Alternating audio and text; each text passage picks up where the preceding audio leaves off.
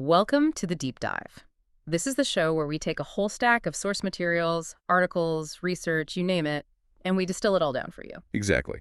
Our goal is to give you that shortcut to being really well informed on a topic. And today we're doing a deep dive into what feels like a blueprint for genre success in storytelling. Mhm. Our main source is a press release about a major award for a science fiction screenplay. It's called Bad Love Strikes. Right, but we're treating this as more than just news. For you, the learner, this is a case study. We're going to dissect it. Yeah, we're digging into the mix of genres, the frankly unbelievable scale of its success, and maybe the most interesting part, the creator's background. It's not what you'd think. Okay, so let's start with the hard fact, the central piece of news. Go for it. The screenplay Bad Love Strikes, which was written by Dr. Kevin Schewe, just won Best Science Fiction Screenplay at the Santa Ana Independent Film Awards. That was on December 9, 2025. And right away, that win gives it credibility. But the context here is key. The sources describe this as part of the Bad Love universe, and they call it a tentpole movie series. Okay, let's pause right there. Tentpole movie series. For anyone listening, what does that term signal? I mean, that's a big claim. Oh, it signals everything. A tentpole in Hollywood isn't just a movie. It's the financial anchor for a studio. It holds up the whole tent. Exactly. It's supposed to be so big, so successful that it pays for all the smaller, riskier films. Yeah. It means sequels, spin-offs, the works. So for an indie award to be given to a script with that kind of ambition, It means the writing has to be incredibly polished. polished and commercially ready, very ready. Okay, so let's unpack this formula. For a project with that much writing on it, you'd expect a pretty straightforward concept. You would. But the sources say Schewe is blending. Well, it's a mix of historical intrigue, alien mystery, and time travel. I know. To be honest, that sounds incredibly unstable. Like, how do you keep those three things from just, collapsing into a confusing mess? That is the central question. Ah. And the sources point to the execution. The praise is all about strong pacing, vivid imagery, and the most important part, accessible storytelling. So it's complex, but simple to follow. Precisely. You're right, each of those genres carries a ton of baggage. But it seems that history provides the emotional weight, the reality. Okay, the anchor. The time travel gives it that narrative freedom, the what-if scenarios. And then the aliens, well, that's the high concepts sci-fi wonder. It's the pacing that has to hold it all together. So the magic is really in the tonal control. It's keeping all those plates spinning at once. Mm-hmm. We actually have a quote here that gets right to that. It's from Grady Harp, an Amazon Top 100 reviewer. He gave it 5 stars. Oh, interesting. What do you say? He points to the blend. He says, skillful writing, both historical and fantastical, a zesty sense of humor, and appreciation for pop culture. And it goes on about creating memorable characters. See, that's what's so fascinating. It's not just that the writing is skillful, it's that it's skillful in completely different registers. Historical and fantastical. And with a zesty sense of humor. It's one thing to write a serious WWII drama. It's another thing entirely to weave in pop culture and humor without it feeling, disrespectful to the setting. That's where the real craft is. That makes a lot of sense. The history gives it weight, and the humor gives it lift. Exactly. Now, let's pivot from the script's quality to its reception, because this is where the story gets, well, a little wild. Yeah, the scale is something else. This recent sci-fi win isn't a one-off. The sources claim the franchise has won hundreds of screenplay awards. Hundreds since its debut in 2023.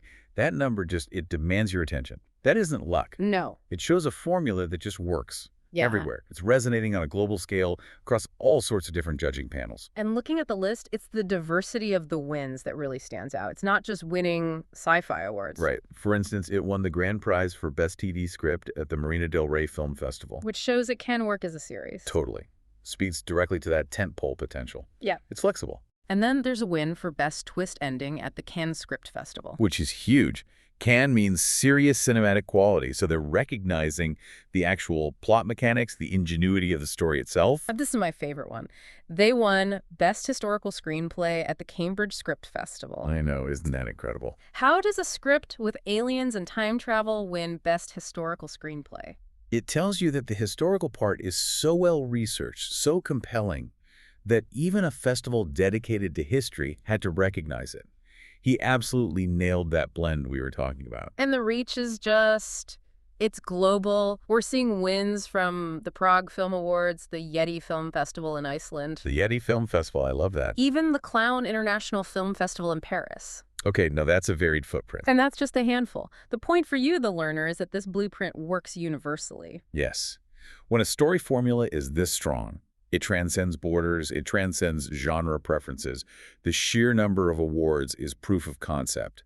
It's artistic validation and commercial viability all at once. And it is a universe. The sources mention at least 4 titles: Bad Love Strikes, Bad Love Tigers, Bad Love Beyond, and Bad Love Medicine.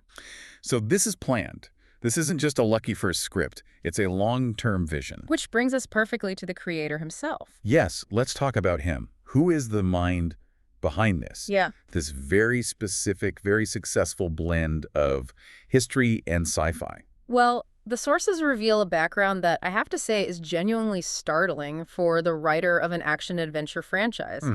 Dr. Kevin L. Schewe is a board-certified cancer specialist. A radiation oncologist. And he's been in private practice for over 39 years. And that right there is the analytical core of this whole thing. You have someone who has spent 4 decades in one of the most scientifically rigorous, disciplined fields imaginable. Radiation oncology, yeah. And at the same time, he's creating this wild, award-winning, fantastical fiction. You have to think there's a connection, that the discipline from his medical career provided some kind of template for building this fictional universe.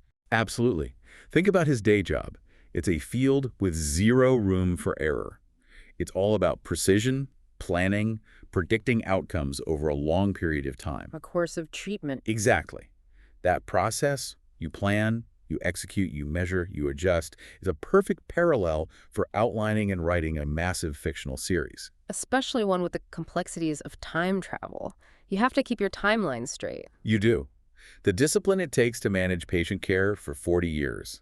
That's the same kind of discipline you need to manage continuity across 4 books.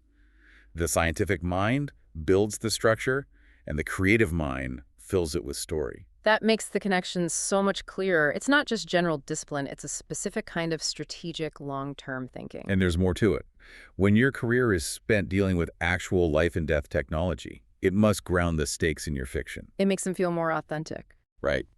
You're already comfortable with high-stakes decisions, with technology that can seem almost incomprehensible. It probably makes the fantastical elements, like aliens and time travel, feel more plausible in his own mind, and therefore more plausible on the page. And his personal philosophy seems to back this up. He's apparently guided by a couple of sayings from Zig Ziglar. Oh, yeah. The first is, "He who aims at nothing hits it." I like that. And the other is, "You don't have to be great to start, but you have to start to be great." Those quotes really tell you everything. This whole franchise wasn't some fluke, some sudden bolt of lightning. It was a result of focused, consistent work over years, alongside an incredibly demanding career. And he's not done. He sees this latest award as a launch pad. His goal, in his words, is to take the franchise to the stars. That unstoppable spirit seems to be the engine driving this whole thing. It really does. So if we're wrapping up this deep dive, the key takeaways for you are pretty clear. We've got this acclaimed franchise, Bad Love, that works because it blends historical realism with time travel fantasy and a really sharp wit. A commercially ready blend. Very. And it's all driven by Dr. Kevin Schewe, a medical professional whose scientific background seems to be the secret weapon behind its creative and structural success. And the hundreds of awards are the proof. So what does this all mean for you, the learner? Well, the sources are giving you a look at the mechanics of international screenwriting success. It's this fusion of grounded history and high-concept fantasy, but it's executed with an accessible commercial polish that works for judges everywhere. It really is a powerful example of structured creativity. And that leads to a final sort of provocative thought for you to take away. Consider his background again. Decades in radiation oncology. A field on the front lines of technology, mortality, life, and death. So the question to mull over is this. How might years spent grappling with the profound, often terrifying limits of real-world technology? How might that directly shape the creation of high-stakes science fiction that explores the very edges of our existence? The tension between that clinical reality and the fantastical possibility. That's where the real story is. Something to think about. Thanks for joining us on this deep dive. We'll see you next time.